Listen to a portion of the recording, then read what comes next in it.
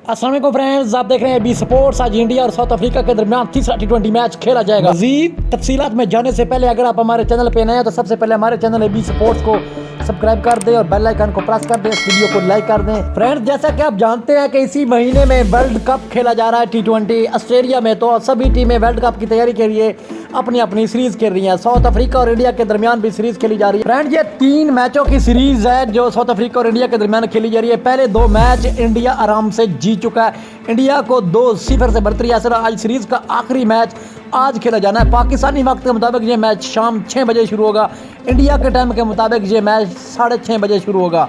देखते हैं आज का मैच कौन जीतता है। आप अपनी राय ज़रूर हमें बताइए, आपके ख्याल में आज का मैच कौन जीतेगा, इंडिया या साउथ अफ्रीका। आखिर में हम आपसे फिर रिक्वेस्ट करते हैं, अगर आप हमारे चैनल पे नए हैं तो सबसे पहले हमारे चैनल को सब्सक्राइब कर दें और बेल आइकन को प्रेस कर दें ताकि हर आने वाली नई वीडियो आपको सबसे पहले नोटिफिकेशन के जरिए मिल सके।